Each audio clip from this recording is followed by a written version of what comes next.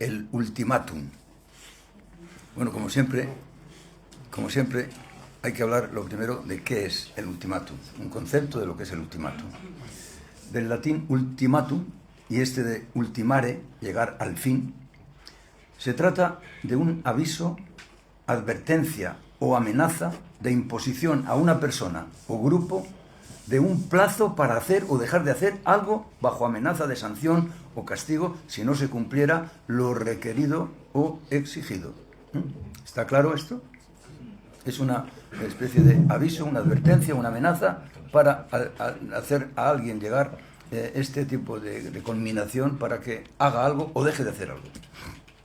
En el caso del alcoholismo, imagino que os estaréis dando cuenta de que cuando la familia recurre a este mecanismo, a este recurso, pues lo que quiere la familia es que deje de hacer algo, ¿no es así? Porque el alcohólico lo que hace es beber. Bueno, como sinónimos de ultimátum podemos hablar de intimidación, de conminación, exigencia, requerimiento, advertencia, ya lo he dicho, aviso, coacción, intransigencia, amenaza. Y claro, lo contrario, todo lo contrario del ultimátum es la tolerancia, la permisividad, la aquiescencia, la condescendencia, la conformidad, el conformismo, la benevolencia, la transigencia. ¿Qué es el ultimátum desde el punto de vista de su naturaleza? Bueno, pues hay varias formas de ver el ultimátum, hay varias lecturas del ultimátum. Por ejemplo, tenemos como en primer lugar, que es una, o puede ser, una estrategia de motivación. Cuando se usa el ultimátum en casa frente a un alcohólico, podemos admitir que esto sea con la mejor intención por parte de la familia para motivar, una estrategia para motivar, acelerar la toma de decisiones acerca de un cambio positivo, habitualmente en las relaciones de pareja también, o en el ámbito de las adicciones o malas conductas o malos hábitos por parte de la familia. En segundo lugar, puede ser una muestra simple de hartazgo de la persona o entidad emisora del ultimátum. Es decir, a veces la familia llega a estar harta de la situación que está viviendo con motivo del alcoholismo de su hijo, hermano, padre, madre, novio, novia, etcétera, pareja, etcétera, ¿no? En tercer lugar, puede ser una coartada para penalizar, castigar o quitarse de encima a alguien que no parece dispuesto a ceder en su comportamiento o hábitos. ¿Está claro?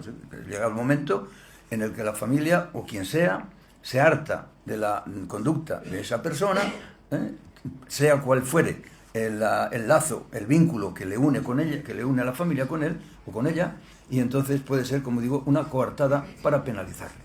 Bueno, y finalmente, el ultimátum, visto desde la perspectiva del propio sometido al ultimátum, podemos decir que se trata de una oportunidad de cambio. Cuando la familia adopta o recurre al ultimátum, puede ser que esto sea aprovechado positivamente por el adicto o por quien sea titular de las conductas anómalas para cambiar. Es decir, es como un incentivo para cambiar, una oportunidad o un incentivo de cambio para la parte demandada con el ultimátum. Por ejemplo, en las relaciones de pareja, cuando uno de los miembros no está conforme con la conducta o comportamiento del otro, y en las adicciones, por supuesto, cuando la familia, la pareja o quien sea, no está conforme tampoco con los hábitos o conductas de la persona. Bien, vamos a ver qué características tiene el ultimátum. Bueno, en primer lugar, el ultimátum es generalmente una demanda o amenaza final a partir de una serie de peticiones previas infructuosas. Es decir, la familia, antes de llegar al ultimátum, ha ido organizando peticiones al paciente, al supuesto enfermo alcohólico, y le está primero ya lo habéis, ahora que estáis aquí los familiares, he querido traer este tema porque también es un tema muy de familiares, ¿no? A veces habéis utilizado el ultimátum y algunas veces incluso habéis sufrido el ultimátum de vuestro pariente, de vuestro hijo, de vuestra pareja o lo que sea, ¿no? Bien, pues entonces el ultimátum es generalmente una demanda o amenaza final de una serie de peticiones previas infructuosas, es decir, que el supuesto demandado no ha hecho caso. O sea que el ultimátum va precedido siempre de avisos, en una palabra. Siempre se avisa. Y el que avisa no es traidor, efectivamente. Bien, al ser limitado y corto el tiempo asignado para la respuesta, es decir, a nadie se le ocurre, por ejemplo, dar un ultimátum de, bueno, pues a ver, te voy a dar el plazo de 5 años para que te rehabilites. ¿Verdad que esto sería absurdo? Es inimaginable, ¿no? Es irreal. Bueno, pues bien, pues al ser el tiempo limitado y corto asignado para la respuesta del supuesto infractor, se sobreentiende que no habrá lugar a ninguna negociación posterior. Para que un ultimátum sea ultimátum, debe ser cumplido. ¿De acuerdo? Y si se cumple el ultimátum, ya no hay más negociación que hacer. ¿De acuerdo? Bien. Luego, por otro lado, como característica, la amenaza que respalde al ultimátum puede variar dependiendo del tipo de la demanda en cuestión y de otras circunstancias. No todas las amenazas, no todos los ultimátums son iguales. Y finalmente, como característica, la negativa renuente, es decir, reiterativa, a cumplir con las exigencias o requisitos demandados, legitima a la parte demandante para aplicar la sanción anunciada. Como he dicho antes, el que avisa no es traidor. Y llegado el momento, pues la parte demandante puede aplicar con todo el rigor la penalización anunciada. Y ahora vamos a ver, antes de entrar en materia, en el capítulo que nos interesa, vamos a ver el ultimátum a través de las distintas clasificaciones que se pueden dar, ¿no? En primer lugar, según las áreas. Esto nos va a permitir hacer como un pequeño viaje por las diferentes áreas. Espero que vayáis relajándoos un poco a medida que voy avanzando en la exposición de las áreas, porque son materias que a veces no nos conciernen o que nos conciernen de cerca, pero no estamos embebidos en ella, como estamos, por ejemplo, con el alcoholismo. Según las áreas, el ultimátum puede ser, naturalmente, en política.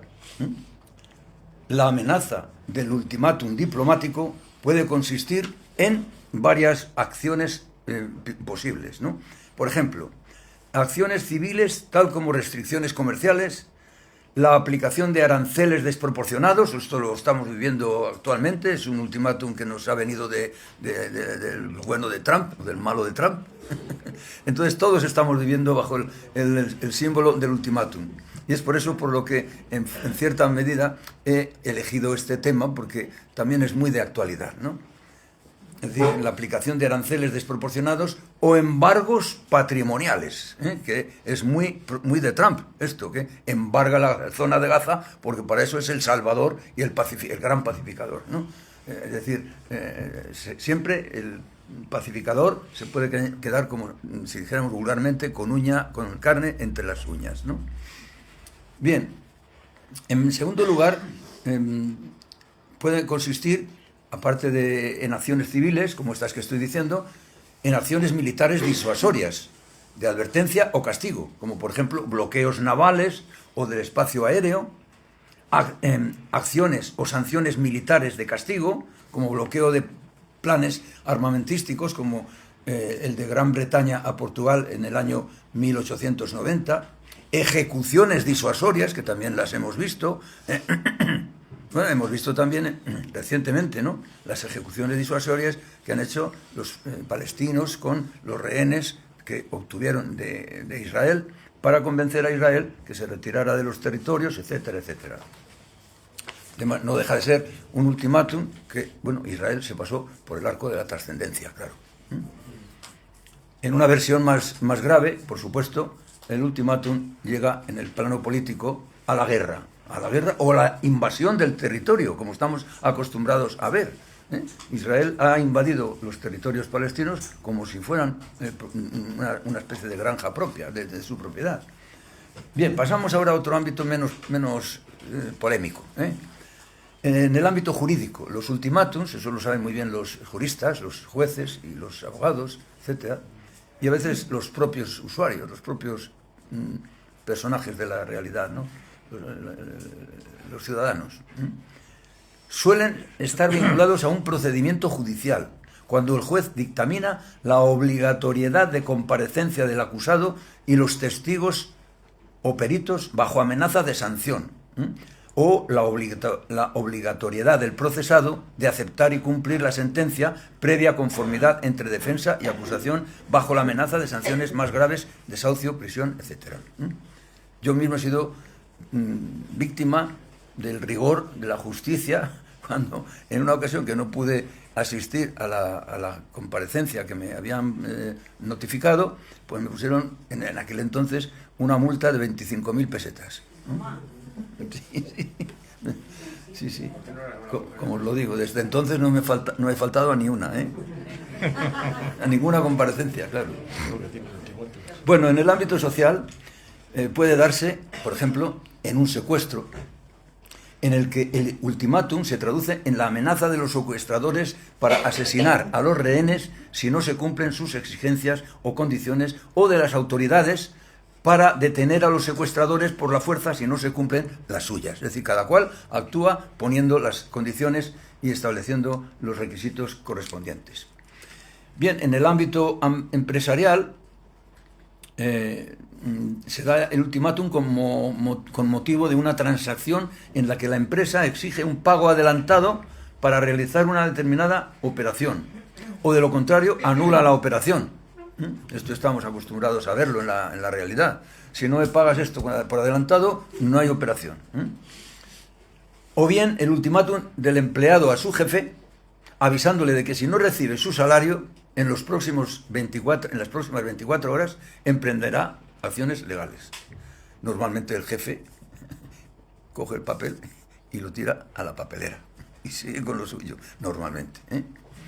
Bien, también en el ámbito comercial, el ultimátum suele disfrazarse de oportunidad para el cliente de comprar al mejor precio en un plazo anunciado. Esto lo vemos constantemente en los anuncios comerciales de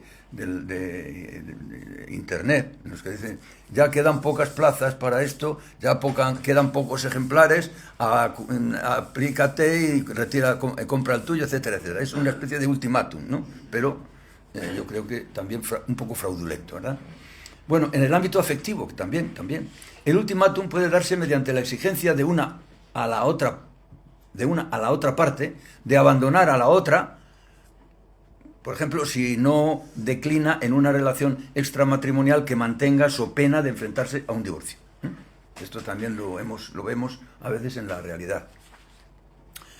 Bueno, pues ya pasamos al ámbito clínico-terapéutico. El ultimátum se presenta cuando la familia plantea al paciente de adicción, por ejemplo, el ultimátum de abandonar los consumos inmediatamente bajo amenaza de separación, divorcio, expulsión o abandono.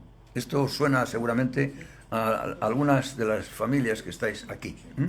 Habéis hecho esto en algunas o bastantes ocasiones, ¿no? Primero el aviso, luego la advertencia y finalmente el ultimátum. Que a veces se cumple, claro, para eso es ultimátum. Bien, vamos a pasar al ámbito personal. En el ámbito personal puede admitirse el autoultimátum, en el que a veces la persona se exige a sí misma alcanzar una meta, la abstinencia, por ejemplo, so pena, si no la consigue, de autocastigarse o autodestruirse, por ejemplo, con un propósito autolítico. Esto yo lo conozco de algunos de vosotros, que habéis tenido esta especie de autoultimátum. Esto es muy interesante porque algunos de vosotros os habéis amenazado a vosotros mismos y os habéis incluso exigido de, si no lo conseguís, me autoliquido. Me hago el harakiri. De modo que fijaos bien hasta qué punto es interesante el tema que estamos ahora iniciando. Bien, luego también, no solamente por áreas, sino por la intencionalidad, se puede clasificar el ultimátum.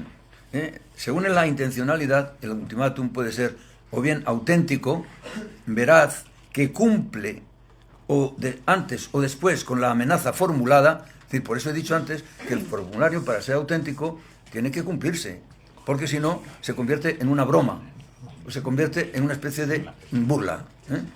Bien. Y en segundo lugar puede tratarse, según la intencionalidad, en un ultimátum falso, histérico, histriónico, pseudo-ultimátum, es decir, este es un falso ultimátum, como he dicho, que no cumple con su amenaza. Por ejemplo, si no dejas de beber, te echo de casa. Si no me dais más dinero, me suicido. Son pseudo ultimátums, porque normalmente no se cumplen. Y esto se convierte de ultimátum, que parece que podía ser, en un aviso más, una advertencia más, y así sucesiva e indefinidamente. ¿De acuerdo? Y luego hay otro tipo de criterio de clasificación, y es por objetivos. El ultimátum puede ser por objetivos, en primer lugar, noble. Por ejemplo, el de restablecer el orden, un orden que se ha truncado por las conductas de la persona. O, por ejemplo, la abstinencia. Es un objetivo noble, ¿no? Conseguir la abstinencia, y para ello es legítimo utilizar el recurso del ultimátum. Y luego también, en el otro lado, en la otra orilla, tenemos el objetivo innoble. ¿Cuál es el objetivo innoble del ultimátum? Pues muy sencillo: asustar.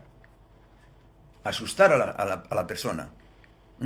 Si no haces esto, me mato.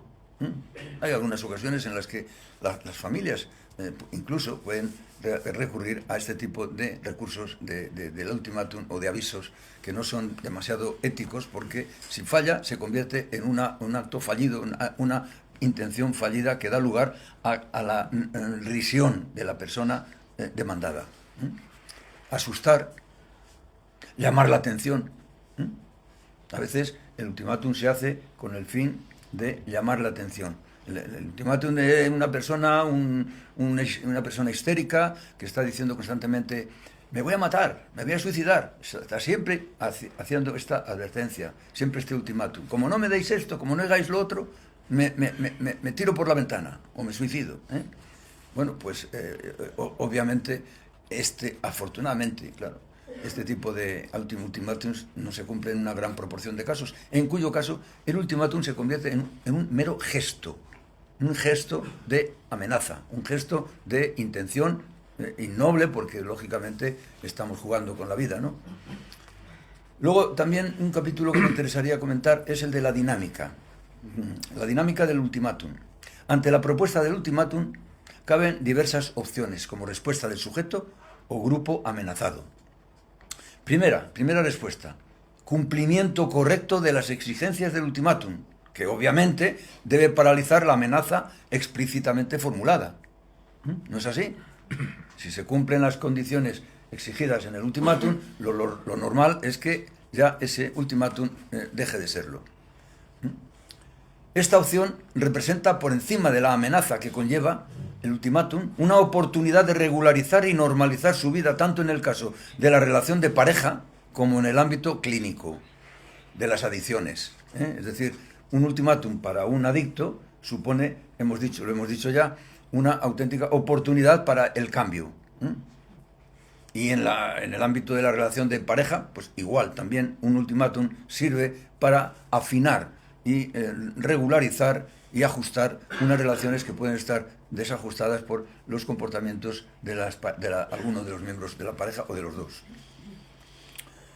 Bien, la segunda opción como respuesta al ultimátum es la negativa explícita o tácita al cumplimiento, lo que legitima la posible decisión de castigo o represalia anunciados en el ultimátum. Es decir, si una persona no cumple con las condiciones que se le exigen, so pena de actuar de esta manera, por supuesto estará arriesgando la persona a que se cumpla la amenaza. ¿No es así? Algunos de vosotros, desgraciadamente, habéis sido advertidos durante algún tiempo: mira que te voy a echar de casa, mira que me voy a ir de casa, mira que me voy a pedir el divorcio, y no habéis hecho mucho caso porque pensabais que era de broma, era un poco como si dijéramos de curso más o menos admisible, ¿no? Y efectivamente, pues algunas veces pasa esto, que ante la negativa explícita o tácita al cumplimiento, eso legitima a la acción de amenazada. Y luego hay otra opción, que es también un poco más la intermedia, ¿no? Que es a la contraoferta, de cumplimiento rebajado en contenido o en tiempo, lo cual puede despertar una reacción de ira o de benevolencia ante la demanda de la parte amenazada. Es decir, esto consiste en que la parte demandante, es decir, la persona que hace el ultimátum, como ve que no hace caso el otro, el amenazado, pues digamos que recurre a rebajar la gravedad de la amenaza para alcanzar una amenaza media, un poco más baja, más rebajada, para facilitar el cumplimiento por parte de la persona amenazada. Bueno, pues bien, esto es lo que podríamos decir la teoría del ultimátum en general, antes de llegar a entrar en el ámbito de las adicciones. Ahora vamos a ver su aplicación en las adicciones y rehabilitación. Bien, primero en la preadicción. Bien, en la preadicción es poco frecuente que la familia proceda a plantear un ultimátum sobre un consumidor en teoría social, un bebedor social, porque el bebedor no presenta síntomas ni alteraciones más propias de la etapa siguiente, que es la adicción, y en la que con frecuencia ni el paciente ni siquiera la familia pueden prever, por falta de insight o por falta de el poder de adivinación, la inminencia de la adicción si el consumidor se empeña en proseguir en su conducta de consumo o incluso la incrementa, en cuyo caso el preadicto aboca a la adicción, pertrechado en su convicción de que su objeto de consumo es en realidad un magic helper, o sea, un auxiliador mágico para él o para ella, para sus carencias de personalidad. Bien, pasamos a la adicción entonces, ¿no? En la adicción el adicto siente que sin consumos no puede vivir, se siente perdido. Esto dificulta considerablemente, ya vamos a decirlo así de entrada, el cumplimiento de cualquier tipo de ultimátum que se le pueda plantear. El adicto sin su objeto de adicción se sienta perdido, se sienta nulo, se sienta, como si dijéramos, prácticamente muerto. Equipara la libación o episodio de consumo a la vida, el placer o la alegría, y la resaca o abstinencia al abismo, a la tristeza, al dolor. O sea, un auténtico chantaje emocional, sería esto, en vez de un ultimátum, planteando una relación de elección y defensa fanática de la bebida por parte del sujeto. Un sujeto trata de convencer a la familia de que no le pida eso porque la bebida le da la vida, porque la bebida le permite ser persona, la bebida le permite socializarse correctamente, la bebida le permite hacer frente a las dificultades o a las adversidades de la vida. Intenta convencer a la familia mediante una defensa fanática de la bebida, en la que el principal valor es el placer de evadirse o evitar el sufrimiento. Ese es el principal placer que persigue el adicto, en este caso el adicto a la bebida. O sea, lo malo de esto es que la adicción prospera y multiplica los destrozos que ocasiona en su propia persona y en la familia. Eso es lo malo para el adicto. Es pues en esta etapa en la que la familia, sumida en el desconocimiento y la desesperación, ajena a la condición de enfermedad de su familiar para explicar sus conductas de daño, suele proceder a la imposición del ultimátum, que no pocas veces sirve al adicto para constatar y valorar la intransigencia de la familia con un comportamiento anómalo penalizable, o bien como una oportunidad única que se le brinda en la vida para considerar que ha tocado fondo y que aún puede cambiar y suspender el castigo o amenaza que pendía sobre él, aprovechándolo para ofrecer como moneda de cambio su buena disposición para el tratamiento y la rehabilitación. O sea, su mejor versión como persona. Bien, pasamos a la rehabilitación. Bien, pues en la rehabilitación cabe distinguir dos etapas. Primero, la etapa de duelo y abstinencia, en la que el adicto puede, atención a esto, añorar aún su etapa dorada del consumo. Esto os pasa a casi todos en la primera etapa de la rehabilitación, el que añoráis el consumo de alcohol. ¿Por qué? Porque os proporcionaba un estado de éxtasis, de nirvana, de embriaguez positiva, como que estabais en una nube de placer y de defensa de todo lo que os podía pasar de malo en la vida.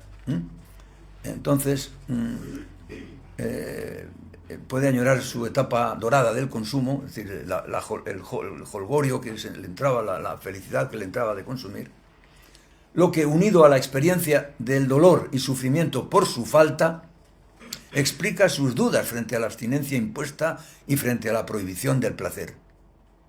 A veces, el adicto puede hacerse el remolón.